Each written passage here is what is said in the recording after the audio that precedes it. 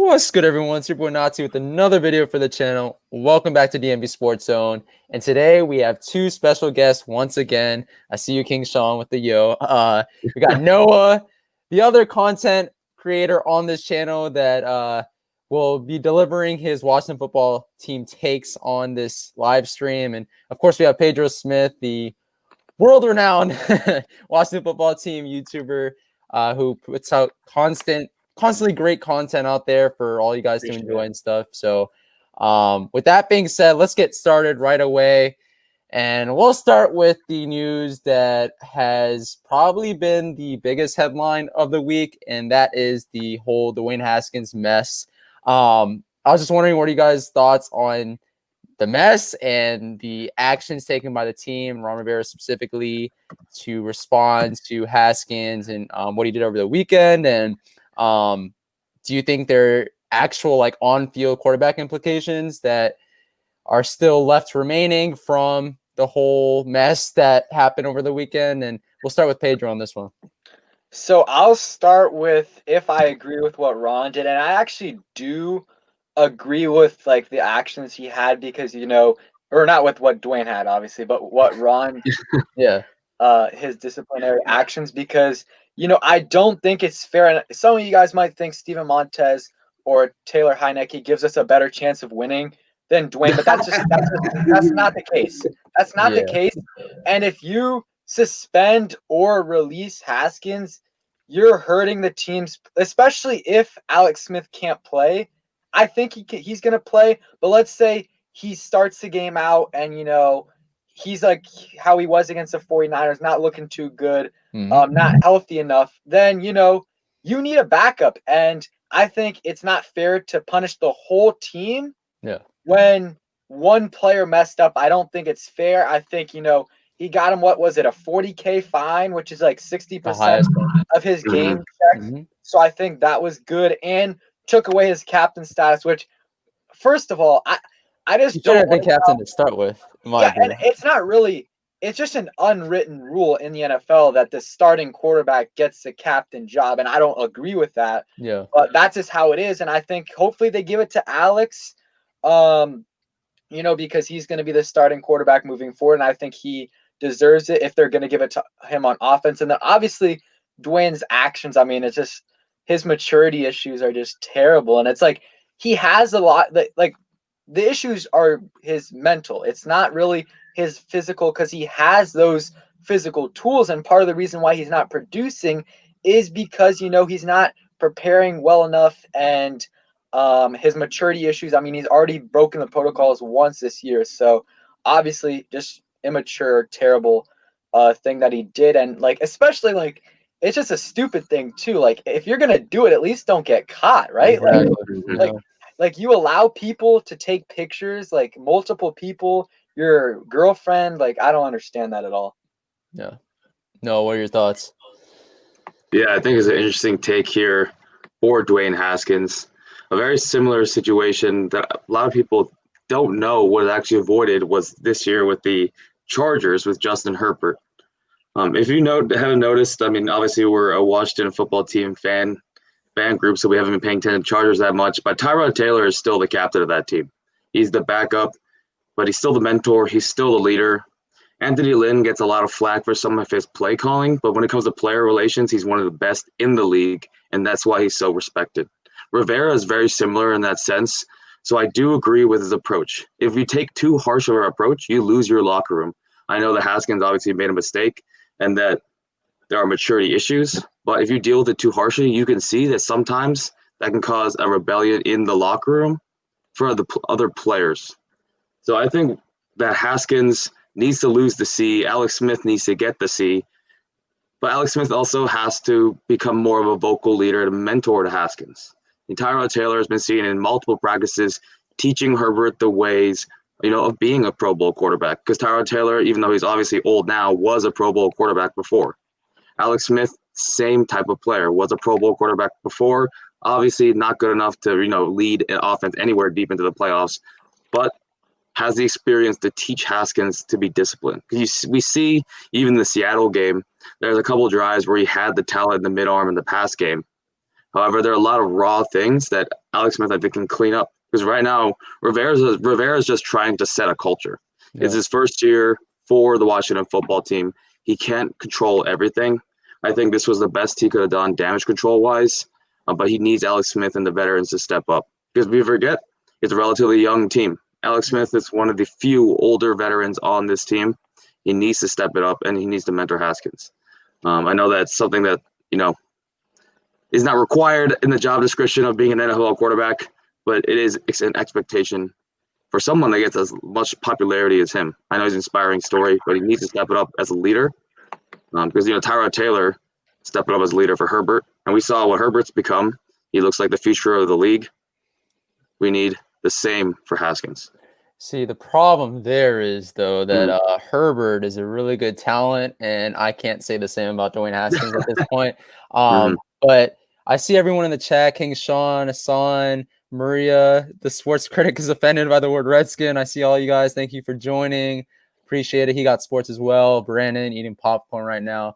So I've been waiting more than 24 hours now to give my take on this whole situation, and really wanted to give it here. I will say that Ron Rivera, like Noah and Pedro both mentioned, he acted in the best way he could given the circumstances, given the fact that the team is on a playoff push right now.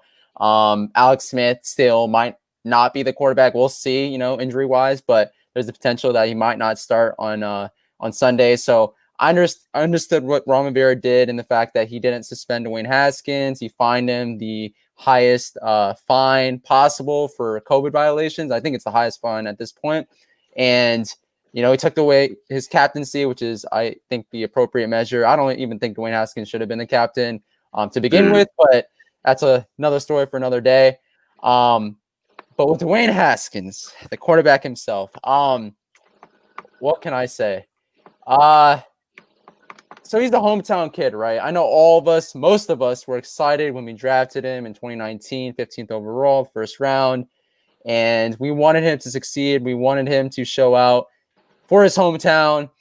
And Haskins, slowly but surely, has really, on the field, hasn't really produced much. But even off the field has been an even worse example here in DC. He's made dumb decision after dumb decision. This isn't his second break of COVID protocol this year, and there's a reason why his fine was so steep, because of the fact that he already broke protocol earlier in the year. And I hate the narrative that people are throwing out there from the national media, local media, the fact that he's 23 years old and like young people make dumb mistakes.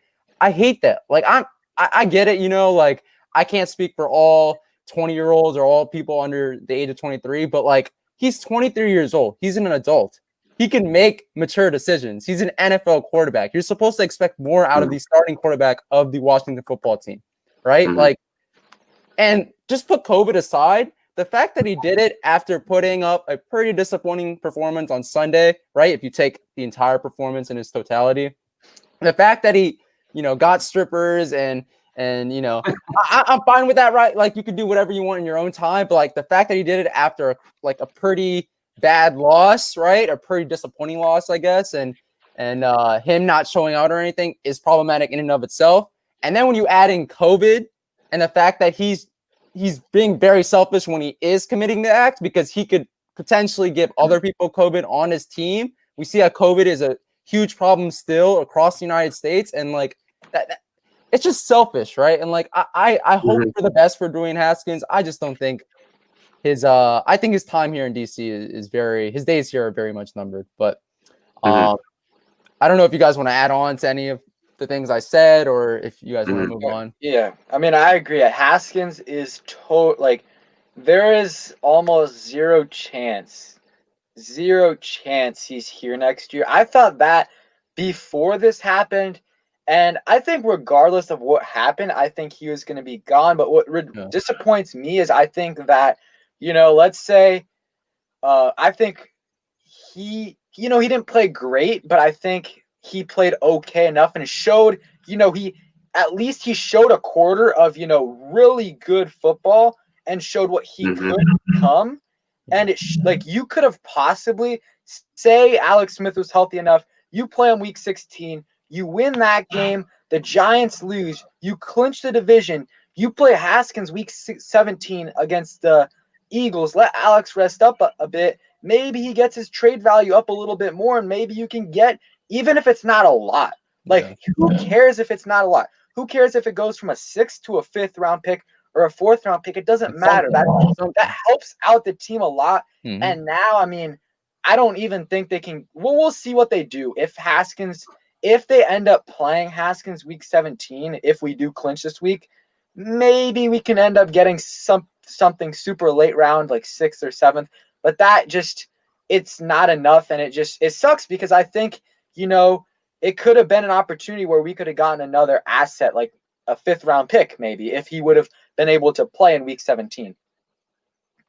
Yeah.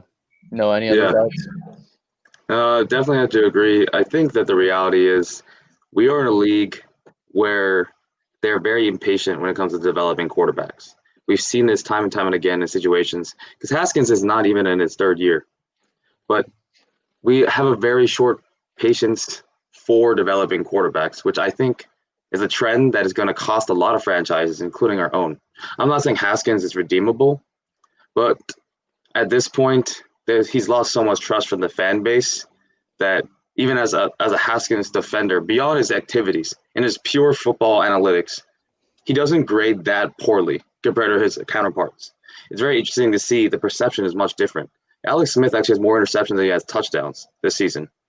But Haskins' perception is that he's much worse than Alex Smith just because of his outside field actions. So it's very interesting because there's not a lot of quarterbacks to go off of right now that are comparable. We can go back in time maybe to a lot of quarterback controversies with Drew Brees in San Diego, Brett Favre in Atlanta, but those are different. They had a full season under their belt where they were starting, where they were borderline Pro Bowl, All-Pro talent at that age, and their teams gave up on them. And look at them; they all became Hall of Famers. I'm not saying Haskins will become a Hall of Famer, but Rivera and the football team management need to decide: is it worth it to have him for one more year to become that step it up project, or do we abandon him after year 2? Because right now, it depends where the football team lands in the draft. If we don't land high enough in the 1st round, there's not a quarterback worth taking. We don't have a Jalen Hurts situation or a Lamar Jackson situation where a quarterback, is underrated and falls in the draft. Even the most underrated quarterback that has talent, Trey Lance, in this year's draft, isn't projected to go past the top 25 picks. And I don't know if the Redskins or Washington football team, will have his diehard, have that type of ability to trade up to get that quarterback. So we're in a really tight situation here. And as much as I don't like Haskins' maturity, Rivera and the Washington football team may have to. Oh, from BYU? Yeah. We'll see. Maybe we'll see. We'll see if he lands there. Pedro knows how I feel about him. Yep. Yeah, I mean, we'll see, but I don't know. So I think that it's a little too early for that. Yeah. Go ahead, Pedro. So, this is my dream scenario for quarterback situation. I don't think we're going to be in the position to get Zach Wilson because I honestly think he's probably going number 2. I think at the worst, number 2. I think it's going to go top 5. I think top 5. So, and what I would like to do, here's the thing. I trust Rivera and Kyle Smith to get their guy. Yeah. So I personally don't care what they give up. Obviously, I don't think it's warranted to, trade up into the top 3, top 5. But let's say you're at the 19th pick. We have 2 third-round picks this year. We have 2 third-round picks. You can throw a third-round pick. You got a good 49ers pick, which they just lost again to the Cowboys. So they have 5 wins in the season. I think they play 2 more NFC West opponents. So we might get a top 10 third-round pick out of them, maybe even more. So you can trade one of those third-round picks and then next year's second or something along those lines, and kind of like a Devin Bush type trade from 2019, and you can go from 19 to 10 or 19 to 9, and you can get your Trey Lance. Who knows? There's always these quarterbacks that you like before the combine and before the draft process.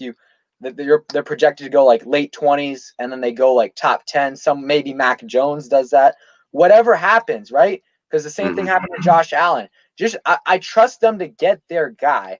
And I think that I trust them to, if they can trade up to get their guy, that's what I want to do rather than go after someone like Dak, who, if you pay him $38 million, there's no way in hell you're going to be able to pay your D-line at all. Yeah, I mean, I agree with you guys' points and stuff. And at this point, sadly, Zach Wilson, I don't think we could just straight up trade him at, a late teen draft slot that we'll probably get if we make the playoffs. I think we'll probably have to trade up for him. I still think after Trevor Lawrence, I've seen a couple Ohio State games this year, and it was actually the 2 games that Justin Fields has done terribly in. And, I get that it's not fair, right? You got to watch every single game, but I don't know, man. Justin Fields hasn't really impressed me this year. Zach Wilson, I've been a fan of him since the beginning of the season. Everyone in this chat right now knows that, and everybody who's been watching our videos know that as well. But if maybe we could trade up, like Pedro said, and maybe get into the late 7 through 10 range, or maybe even higher to get like a Zach Wilson or Trey Lance. That would be great, because I think we do need a quarterback here in DC. Dwayne Haskins is not the answer. I'm done, guys. For me, there's just no chance that Dwayne Haskins will be the starting quarterback here in DC, in my opinion. And Alex Smith, maybe he could do some good things next year as a starter, but I think he's more so a bridge quarterback at this point, and we do need a young quarterback who can come in and really command that spot for years to come. So it's gonna be interesting, right? We could also go after like a Matthew Stafford in free agency, go after a veteran quarterback, and if our defense is pretty top notch at this point, we don't want to waste any years, of the prime years of this defense. So maybe going after a veteran quarterback might be the best play, because the quarterback can step in right away and give us solid production. But we'll see. Moving on from the quarterback situation, though, a bit, I do want to talk about some news that actually went down earlier in the week, believe it or not, guys, before all the Dwayne Haskins mess, before all the Dan Snyder mess. And that is actually the Pro Bowl nominations of Brandon Sheriff and Chase Young. And I was wondering, do you guys think that those 2 guys are the most deserving relative to who they were competing against to make the Pro Bowl? And do you think, I kind of know what you guys are going to say, but do you think a lot of Washington players got snubbed this year? And we'll start with Noah this time. Yeah, for sure. I think Sheriff, Young are great picks. I know actually around the league, the perception is that Chase Young didn't deserve to make it, or he's overhyped. But his true stats and his analytics check out as an excellent run defender and an excellent edge defender. Obviously, the highlight was that big fumble recovery for that touchdown. Yeah. He plays very similarly to Jadeveon Clowney. They're very similar types of players. I think Chase Young has an even higher ceiling, obviously. I think Chase Young will actually live up to his potential. I believe so. Yeah. I think Clowney had those few peak years, but he was injured a lot. So what we need to make sure that Chase Young doesn't get hurt. He's a very physical type of edge rusher. He sets the run just like Clowney. And that's why Clowney is someone that was injured earlier in his career and now has cost him long term. So we keep Chase Young healthy. Our defensive line should be the best in the league for years to come. For Sheriff, he's an excellent run blocker, all-around type of offensive guard, and we need to make sure we keep him. With free agency looming, we need to make sure we keep him as he's a core offensive lineman. We saw what happened when we lost Trent Williams. Obviously, he's older, but there were moments where we really needed the protection of the left tackle, because Morgan Moses is serviceable, but come on, he's not Trent Williams. So we need to make sure we take care of Sheriff. I do agree with the chat. I think Sweat was a little bit of a snub, but there were a lot of other good edge defenders. There were snub, Brian Burns, just to name one. So I think that they got it right. The only other person was Scary Terry, should have made the Pro Bowl. Very disappointed. But they have that. The whole Pro Bowl is a joke now, because they have, if you score Madden contest. Yeah. Yeah, exactly. Made it even worse. They don't even disguise it anymore. The last 2 offensive spots for both conferences will be added by who can score the most touchdowns with them in Madden 21. They're not even disguising the fact that this is Disney World. So hopefully Scary Terry gets in.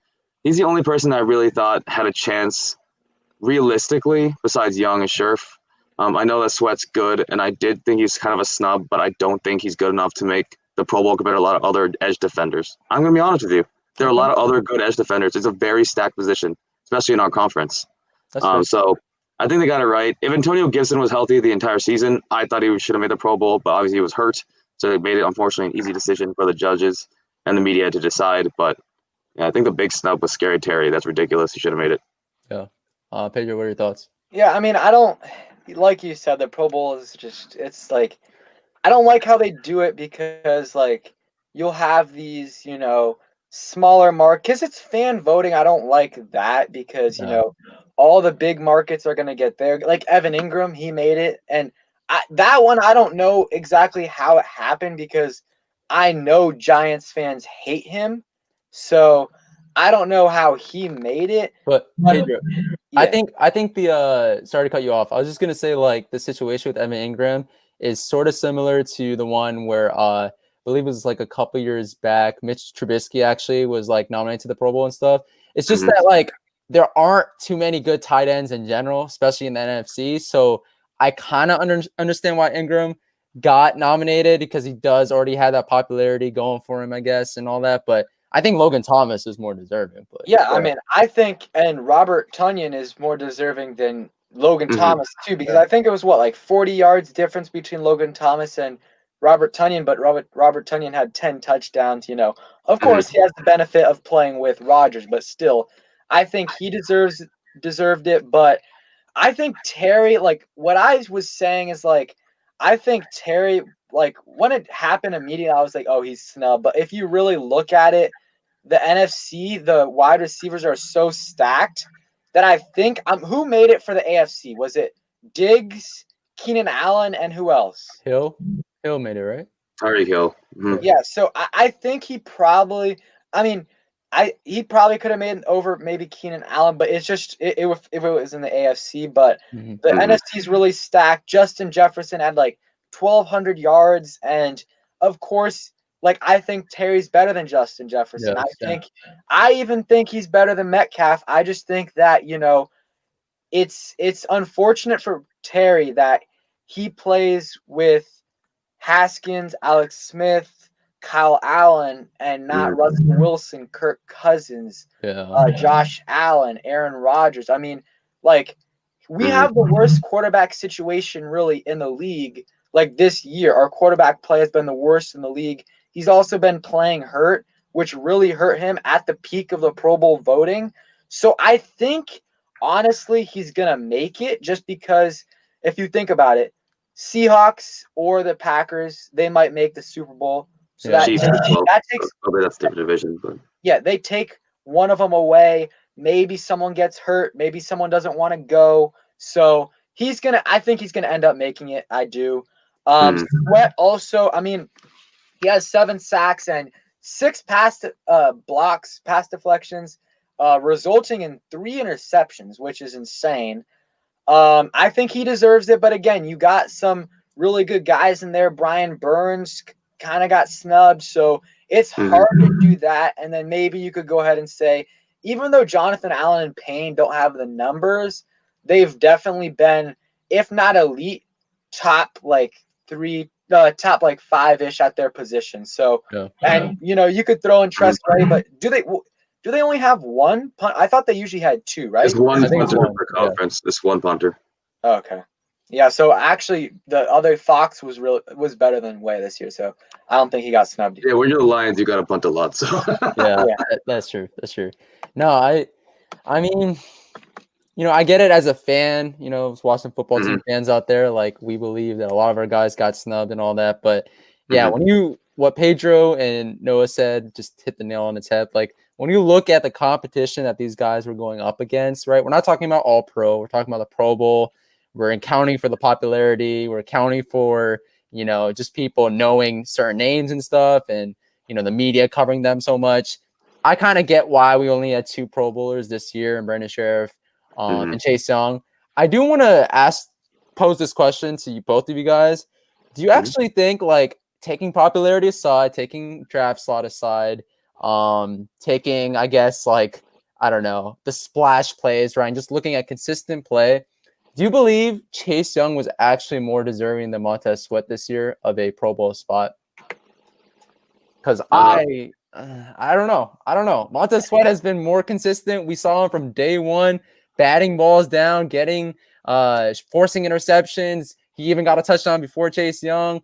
I Mhm. mean, I get it. You know, Chase Young is double teamed a lot. I get that. But like Montez Sweat, I don't know if his production this year is more of a product of Chase Young getting all the attention on offenses and stuff. But what are your guys' thoughts on that?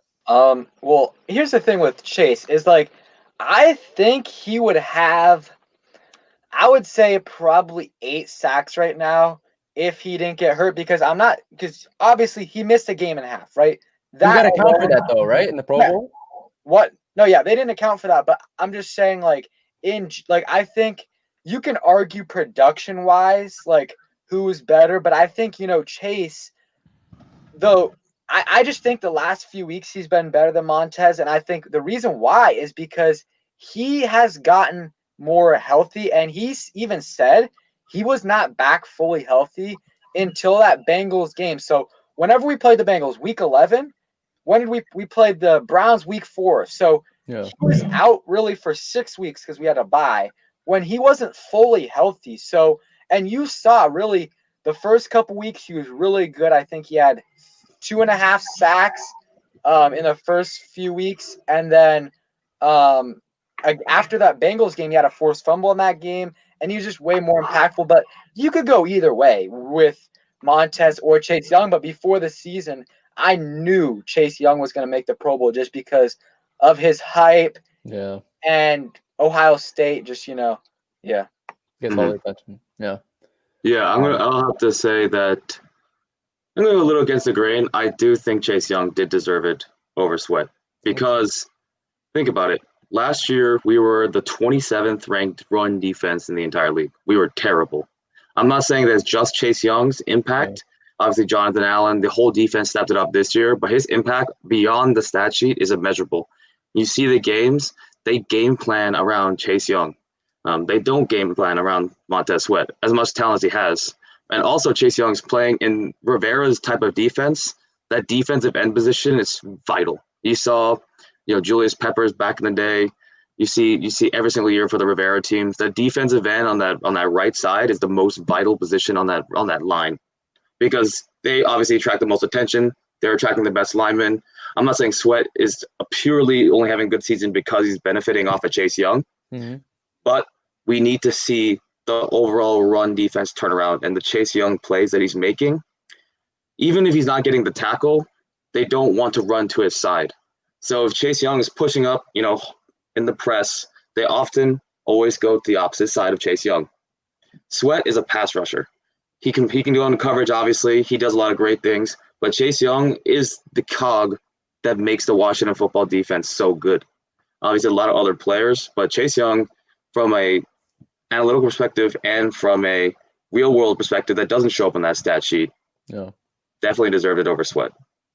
Yeah, I mean, that's a fair point. If you look at straight up how our defense has performed the last 2 years, Chase Young, our defense is just way better than it was last year. I think the coordinators has a huge role in that, right? Like Jack Del Rio coming in and every single defense he's coached. Pedro talked about this extensively in the offseason as well. Every single defense he's coached, the defense has been top notch, whether he's a head coach or a defensive coordinator. And you got to factor that in as well in terms of how our defense has improved. But Chase Young, yeah, I agree. He is definitely the key cog of that defense. I just think Montez Sweat has just been more consistent throughout the year. And he's had more, I guess, splash plays. He's had more of those game-changing plays, those pass deflections, those forcing of interceptions, fumbles, all that stuff. But I mean, I get it. Chase Young is that key cog. So with that being said, though, I do want to get into the actual matchup. We've sort of been stuck in some other news, with the Dwayne Haskins, the Dan Snyder, all this chaos going on this week. But we actually have an important matchup on Sunday that if we win, right, and the Giants lose, we actually clinch an NFC East division crown this year. So with that being said, the first question I want to ask you guys about the matchup that is at 4:05 now. Do you guys think our defense can contain the Panthers' weapons on Sunday? I know Pedro and I were talking about this off camera and the fact that Christian McCaffrey looks like he won't go again and Brian Burns on defense. But What are you guys' thoughts on us containing DJ Moore, Curtis Samuel, Robbie Anderson, Mike Davis likely now? What are you guys' thoughts on that? And we'll start with Pedro. I'm not worried at all. I know this is like a little arrogant, but like I don't think, at least defensively for us. I'm more worried offensively, but I mean, you look at their points. I mean, I'll pull it up right now, but they're not a great offense. Yeah. They don't have Christian McCaffrey. Well, most likely they're not going to have Christian McCaffrey. Bridgewater's all right, but he's a little mobile, but not that mobile. And we totally shut down DK Metcalf and Tyler Lockett. So, and obviously they're both way better than DJ Moore or Robbie Anderson. And although Lockett has been slumping even before. Yeah, he has, but I think he's a better receiver than definitely Robbie Anderson. I would take DJ Moore over Lockett, actually. I mean, I don't know if that's, but I agree with Anderson. Yeah. Yeah, I mean, definitely in the next few years, I think DJ Moore is going to get better than be better than Tyler Lockett. But the run game's all right, and Mike Davis is solid, but I don't think, I think we're going to be able to stop him. McCaffrey would worry me a lot because, you would have McCaffrey in and Mike Davis. Yeah. That would, and both games, he has 6 touchdowns in 2 games. Like, I mean, we're lucky that he's not playing. So, yeah. Although we did limit him in previous years. Yeah. So, and the thing is, we beat them last year. And we absolutely sucked last year. Absolutely sucked last year. Yeah. On both phases of the ball. And not only that, this was almost like our tanking period of the season. It was the end of the year. So many guys were on IR, and we were still able to beat them with a way worse defense right now than we have. And they're maybe slightly better. I really don't know. But not that much better. And I think we're going to be able to stop them and hold them. I would be disappointed if they got if they got 17 or more, I would be disappointed. That's how confident I am. Okay. Noah, what are your thoughts? I don't know if I have as much confidence as Pedro in the 17 over-under, but I do think I agree with Pedro that there's no concern. The only slightly concerning thing is that we have to worry about Curtis Samuel. But Curtis Samuel's their gadget player. He plays running back. He plays the slot. He can play deep. And our defense runs that zone run blocking scheme, which is why Chase Young's so important. But also the counter, the Panthers run a zone run scheme. It's pretty much identical counter to our own defense. Obviously, I trust Del Rio. I trust our defense to adjust. We've done that for better offenses.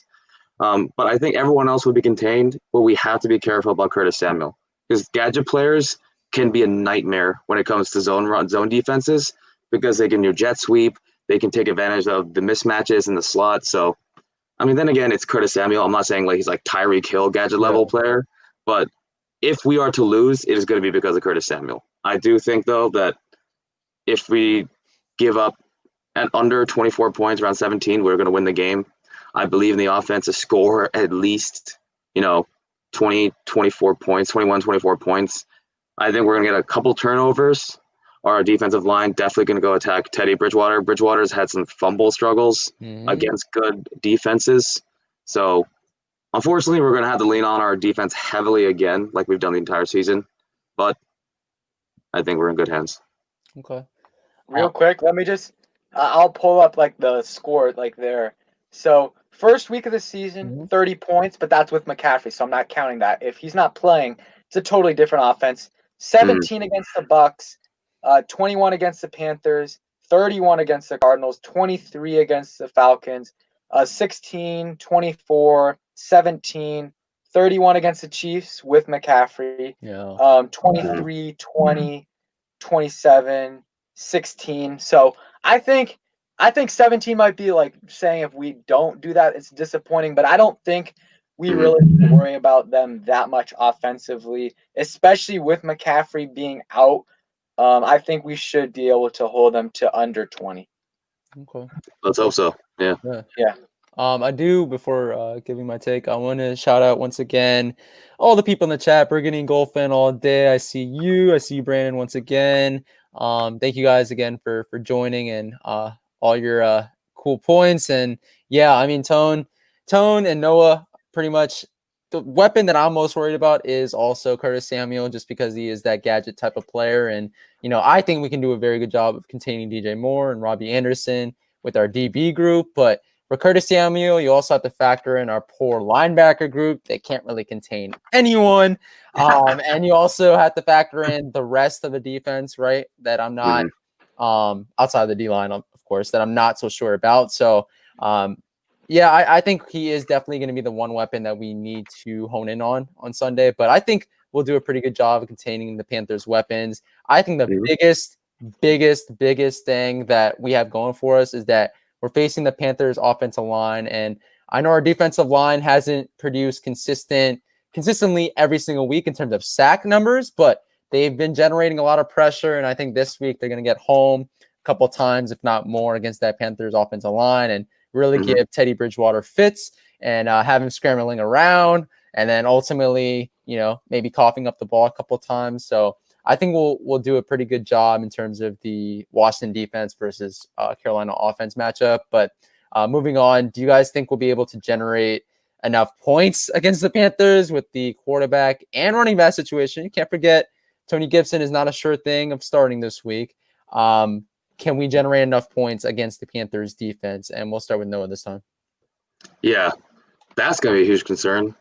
Part of me hopes that Heineke starts because, he's a Virginia guy. ODU. ODU's finest. But let's be real here. If Taylor Heineke starts, we're in trouble. He's not very good. He's a carryover along with Allen from the Panthers era.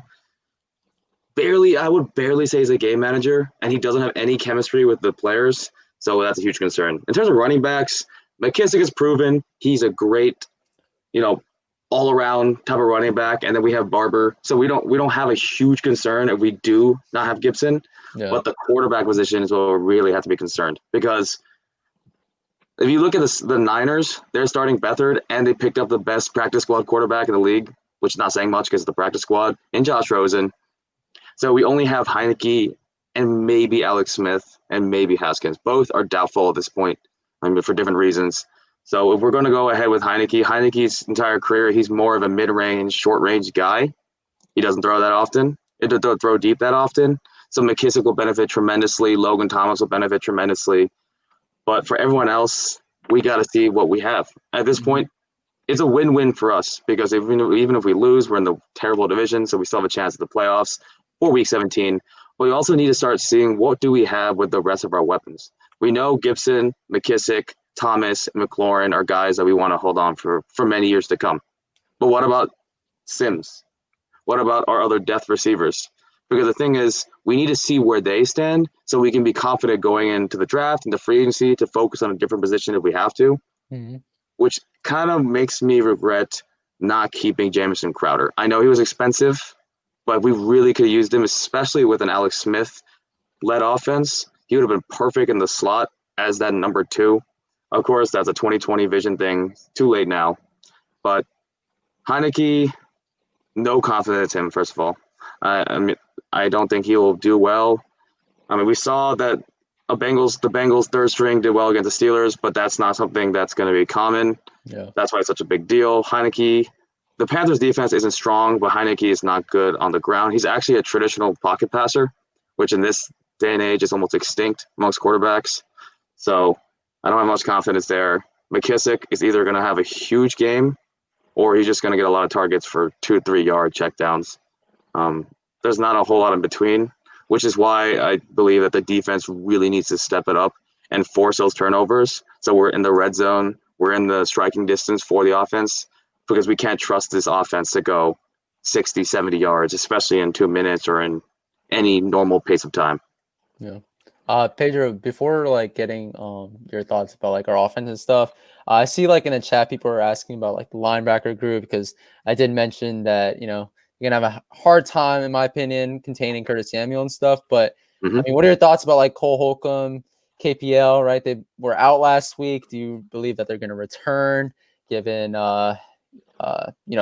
the importance of this week's matchup and them being back from injury. What were your thoughts on that as well? And you could tie that in with your offensive take. So I'll go with the linebackers and then talk about the offense. So linebackers, I mean, so I think KPL is probably going to play just because he was limited today. And even if let's say he was back to 95%, I don't think they would put him at full practice because they want to ease him back in, so he could really be fully back.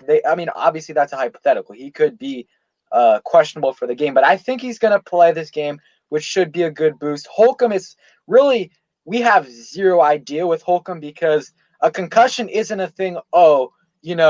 We need you to play in this game. We need you, so you're going to play. No, it's not like an ankle where you could play, but you don't want to because of pain tolerance. No, concussion, you can't. So we'll see if he gets cleared or not. That's just, we can't say if we think he is or not. I mean, usually concussions take about a week, and he got it last Thursday, I think. So maybe he'll play. I hope he does. And linebacker position, I've already said I think we need to address that in the draft. I'm really happy that Khalid Hudson got a chance to play, and I thought he played decent.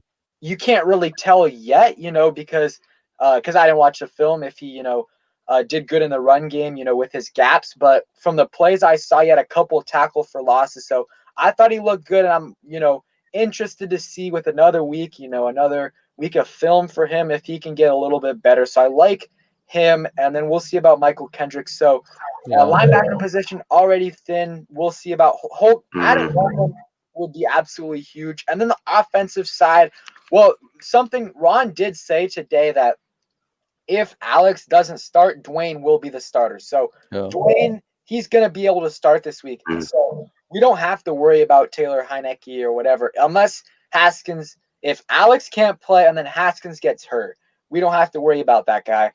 But I think I'm not super concerned or optimistic really about this matchup offensively. Their defense is solid, but without Brian Burns, he's solid in the run game, but really a good pass rusher. Has 8 sacks on the season, I believe. So that's a huge loss for them. Well, especially if he's on Morgan Moses' side, it'll give Morgan Moses is going to be banged up. That'll give him a little bit of an easier matchup. So I like that for us. And I think we should, especially with Alex, and let's see if Gibson comes back.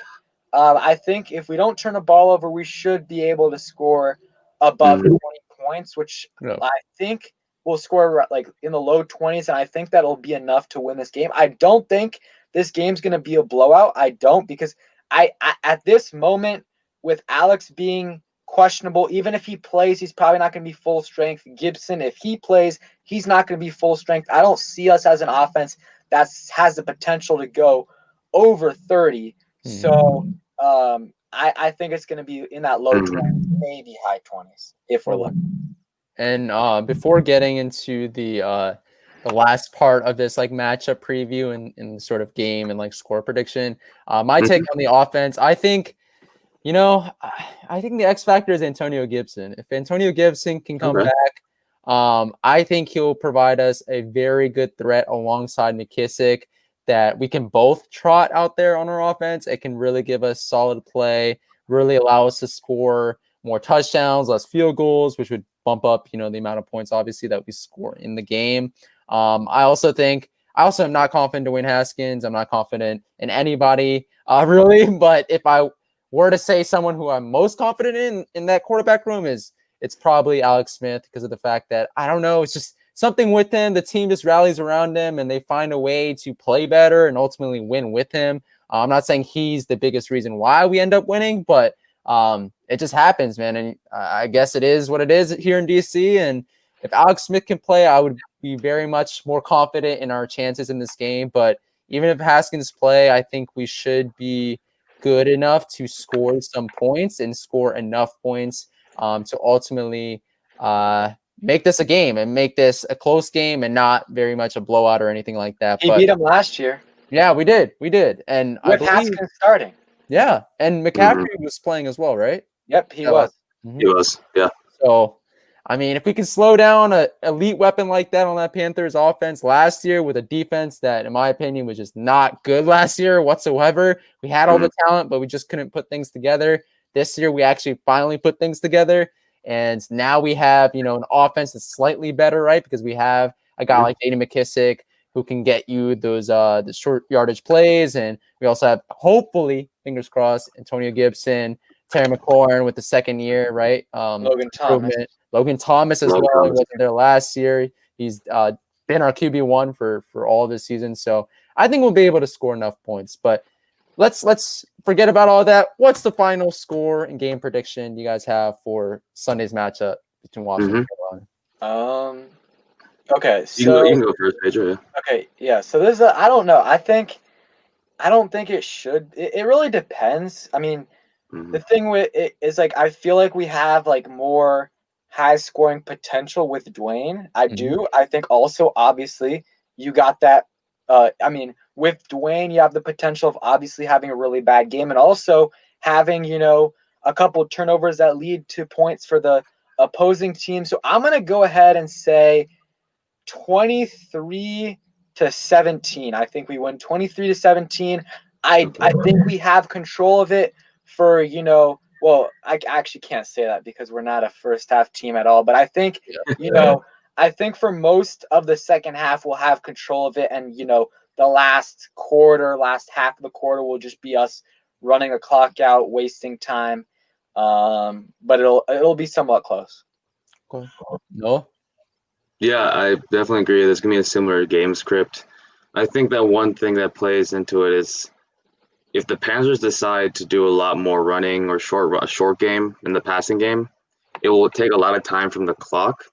The football team has not, unfortunately, proven they can score quickly. A lot of their drives are off massive turnovers produced by the defense or just nickeling and diming it down the field on a long drive. So it depends. It all depends on the smallest factors. But I think at the end of the day, the football team does grab the victory. However, I think it will be a grind and pound type of game. My predicted score is 24 to 21, anywhere from that range, 70 to 21 for the Panthers. And then for the football team, 24 points. So I don't think we win by much, but I think we get it done.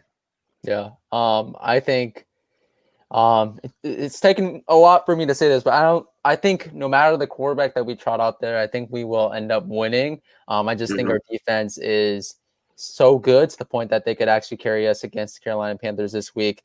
And I will say last week I predicted Washington would lose 20-16, and that was pretty close to the final result. So hopefully that could happen this week because I am predicting Washington will win 23-20. Along the lines of what Noah also predicted. And I think, again, like it will be a close game. Won't be a blowout by any means. I think Alex Smith was playing and Antonio Gibson returned. Probably could be a blowout, but we'll see. We'll see how things go. But Pedro, I don't know how much more time you have. I got a few more minutes. Okay. All right. So I want to jump into the division. And I know Brandon in the chat will be very much interested in this because he is a Cowboys fan and probably still thinks they have a chance. Jesus. Yeah. I mean, yeah. I don't know if you guys saw Skip Bayless or anything like earlier today, but I don't know. He was reveling in the fact that Washington is in chaos right now with the quarterback situation and stuff because he thinks that his Cowboys still have a chance, 5-9, right? Game back, but it is what it is. What are you guys' thoughts on our place in the division? And do you still think we're the front runners? Do you think the Giants will lose to the Ravens? And who do you got on the Cowboys versus Eagles matchup actually that will be played out on Sunday? And we'll start with Pedro. I feel like obviously, I mean, all the numbers point to us where, we are definitely, front runners. I think we have a good shot. I think that, we'll see how it pans out.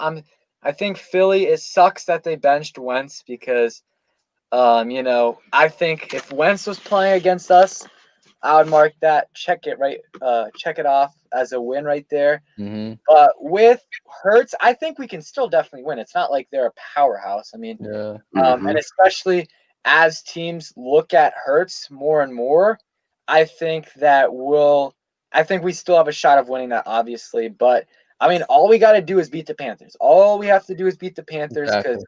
I mean, if the Giants are not beating the Ravens, and even if they do, they would still have to beat the Cowboys, which is still not a guaranteed. It's more of Mhm. like I would say they still are favorites but not by that much. So all we got to do is beat the Panthers, and we win it pretty much because I mean the Giants aren't going to do anything in my opinion.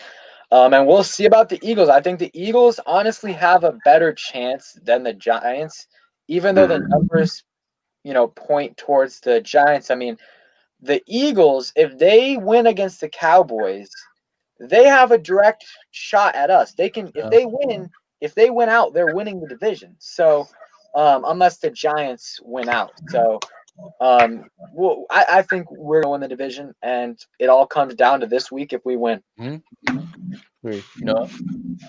Yeah, I think Pedro, you made some good points. My greatest concern is with the Eagles because I'm not obviously it's not on purpose, but Jalen Hurts is the greatest threat to our division because our division almost exclusively runs a zone scheme. The Giants, we do. The Cowboys, I mean the Cowboys defense is terrible, but they still run a zone D. And Jalen Hurts being that dual threat, we saw what they did even against a heavy blitzing team.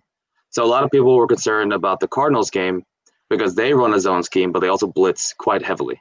But Jalen Hurts proves he can get out of the pocket, move out of the run, and then what do you do there? That's the creativity of the offense. And he's getting a lot of relative no names to step up at that offense. He's got Zach Ertz back. He has Goddard obviously healthy as well. And Jeffrey's been playing well. It's like 2016 again. He's playing decent as well. So the Eagles have a ton of momentum and they have the ease of schedule in their favor. The Giants, I am not sure about at all. They're playing the Ravens, and then there's no guarantee they'll win against the Cowboys. I think we should stop overthinking it and just at the end of the day, we need to beat the Panthers. If we can't beat the Panthers, we don't deserve to be in the playoffs because we are losing to another atrocious team at the end of the day that's in the rebuild section of their franchise. So Eagles are the greatest threat. However, I think that the football team shouldn't be concerned about any of the other division opponents. I'm really excited to see that Eagles-Cowboys game this weekend because that's going to, beyond the playoffs, that's going to shape the momentum for the future seasons. Because if Hurts does well one more time, then Wentz is pretty much gone. And that's going to change the course of the Eagles franchise. If the Cowboys win by a blowout, then obviously they have the playoff chances. But also it proves that they need, if Zeke plays, that they need Zeke, that they need Cooper, that they need these weapons, and they need to sign Dak.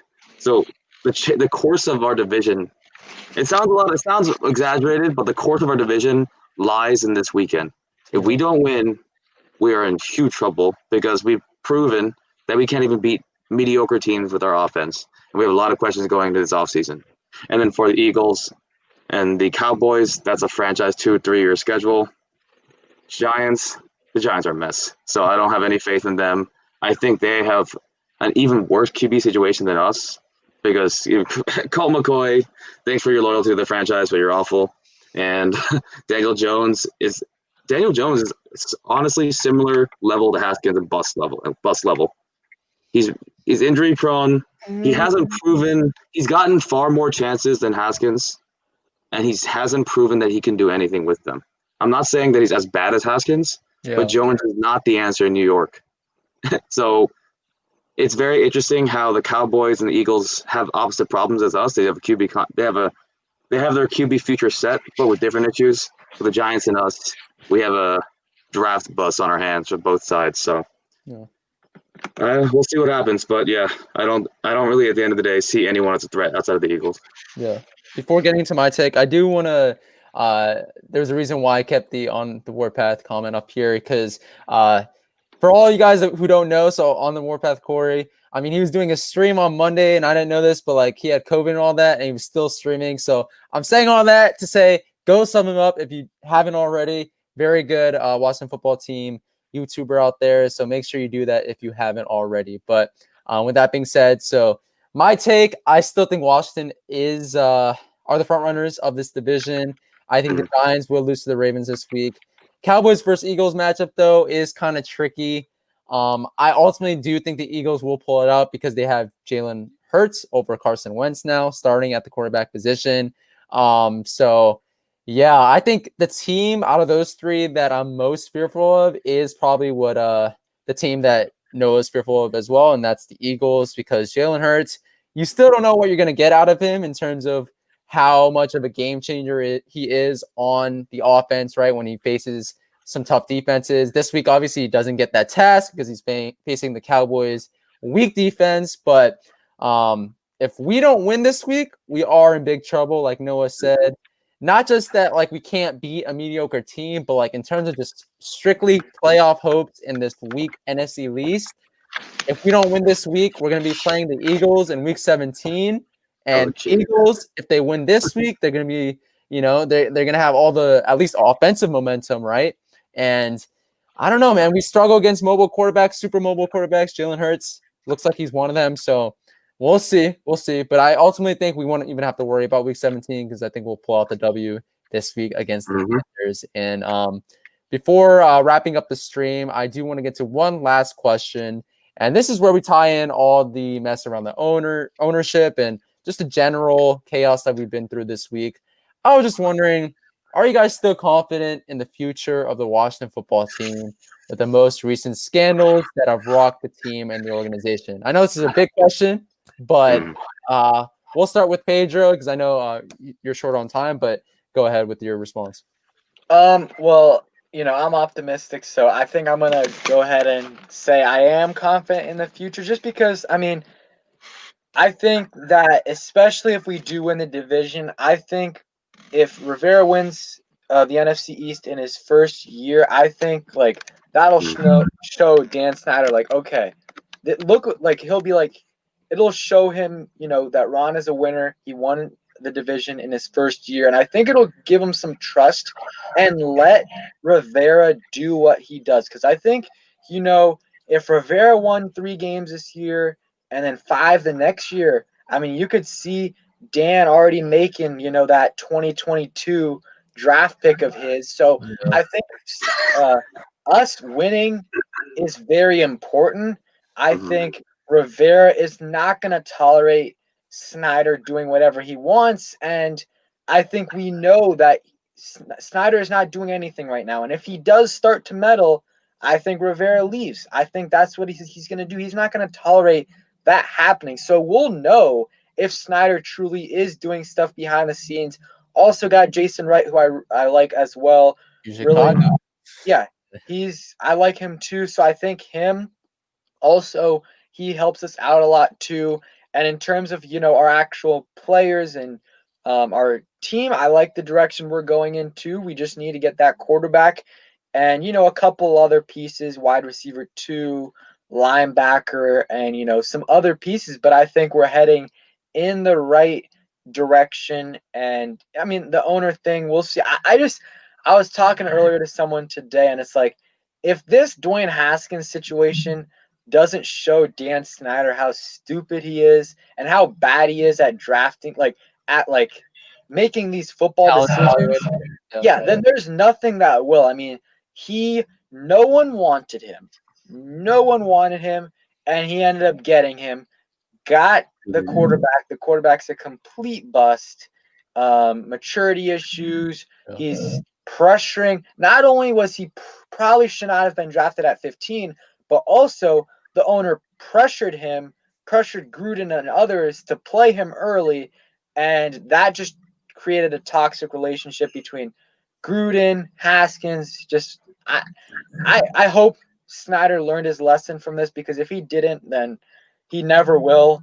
And we'll see. I think Rivera and Wright are the right guys to lead this franchise, though, and I'm optimistic. Okay. Sorry. Go ahead, Noah. I'm reading a comment there. I saw that too. Okay, go ahead.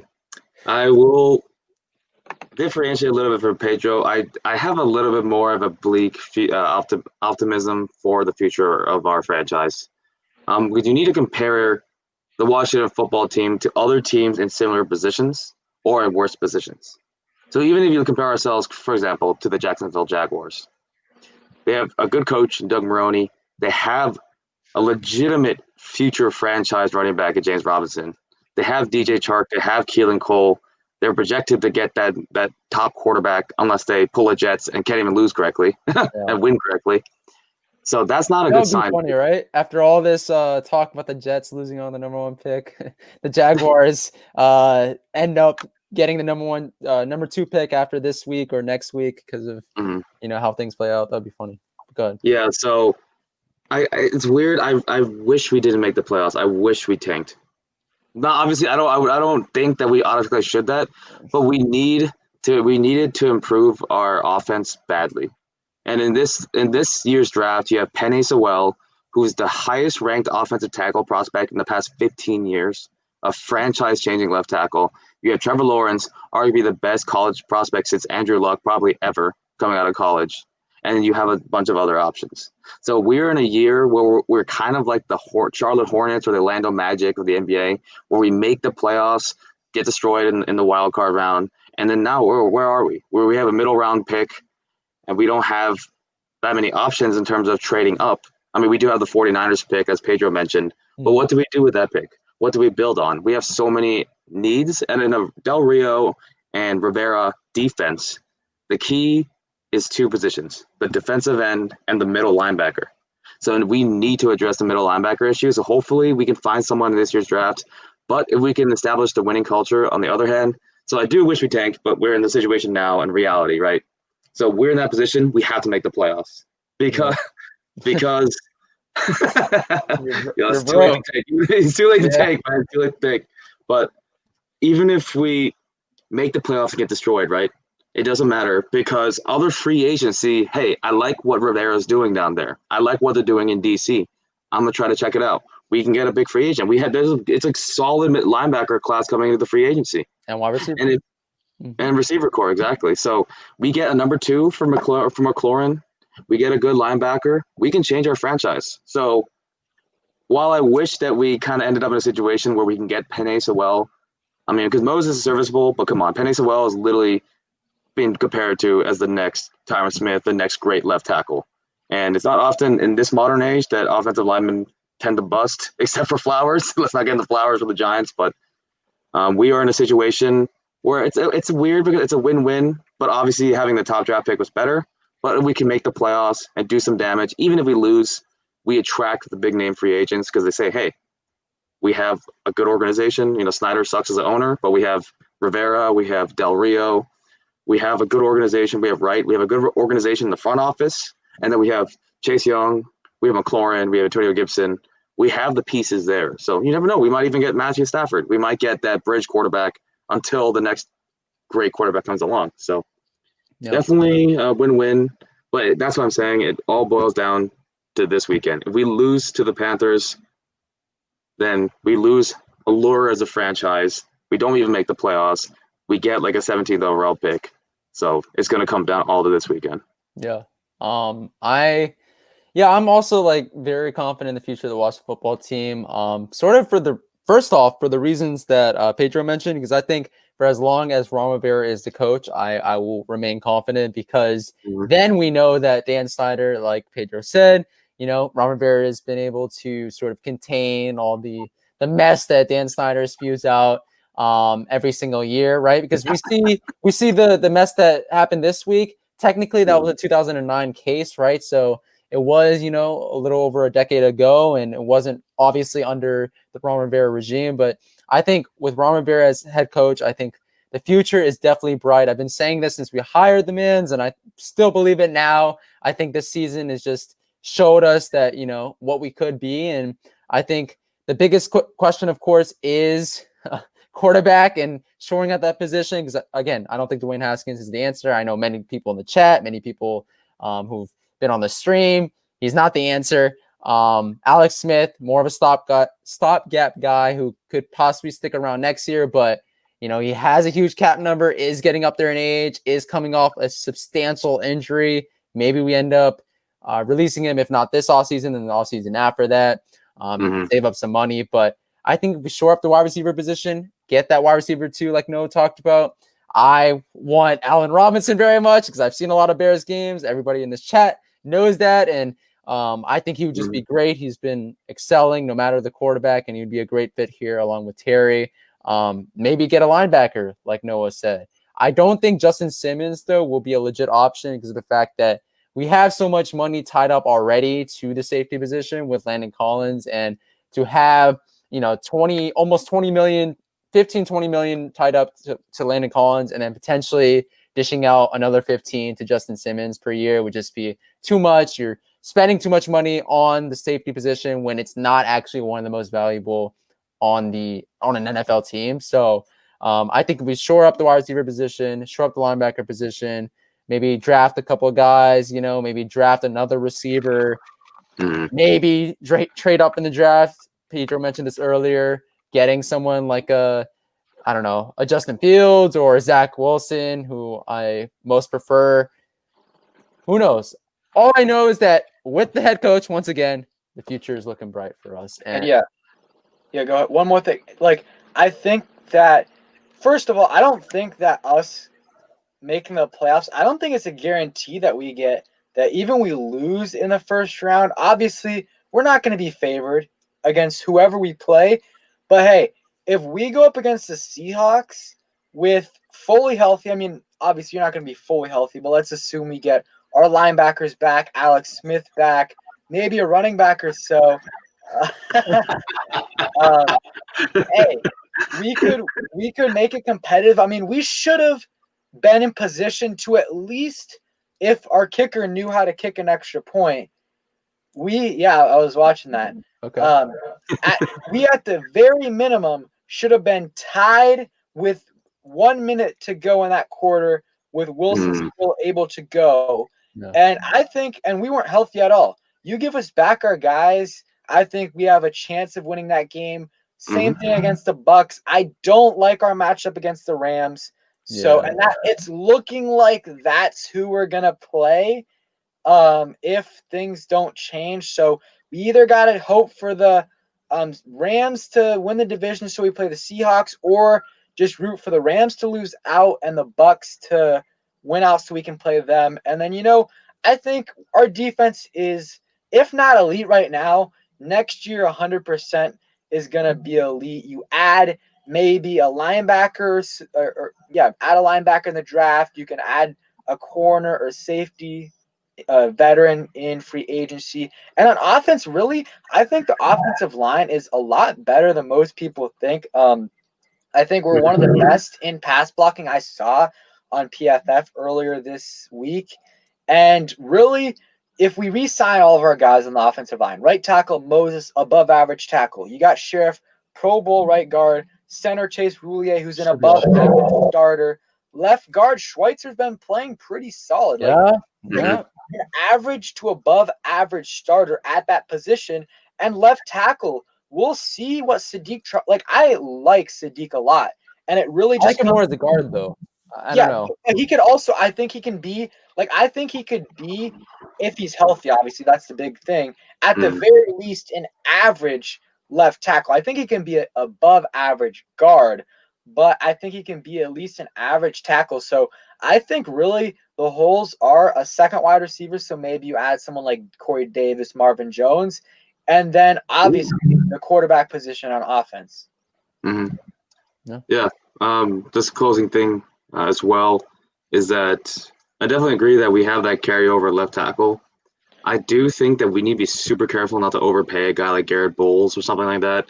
Like they did, every single year that there's the Nate Solder of every free agency class.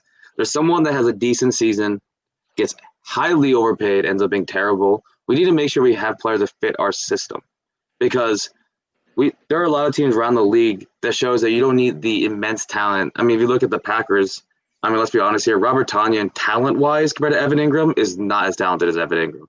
But his system, he fits far better in the system. And Lazard and all these players, obviously have Rodgers elevating that offensive system, but they have the players that fit. So we need to follow suit and trust Rivera and trust that zone run scheme. I think that Gibson fits it well. McLaurin fits it well.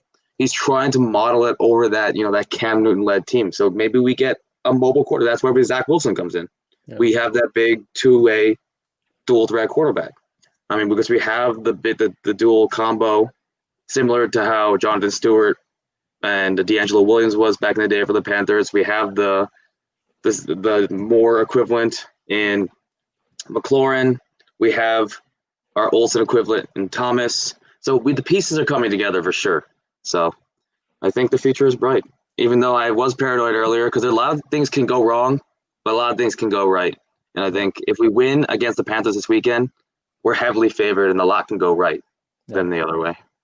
For sure. And Pedro, I know you got to go, and actually it's perfect timing because we're about to wrap up. I do want to give a big shout out to, again, all the people in the chat. Nathan, I know you joined later, and yes, Trace McSorley does have more touchdown passes and running yards than Michael Jordan. Yes, he is greater than the GOAT. Tone, Bruce, Brandon, on the warpath, everybody in the chat, thank you guys so much. And I know a couple people asked to be moderators, and I'll make sure to fix that after the stream. But thank you guys once again for joining. Pedro, Noah, thank you guys so much for joining the stream and giving your expertise to the great people out there of DMV Sports Zone. And with that being said, happy holidays, everyone. Hope you guys all have a restful week. Very good week with the family. Happy holidays, Stay guys. safe out there, and hopefully we get a W on Sunday. Hopefully. Let's go. All right, peace. Peace.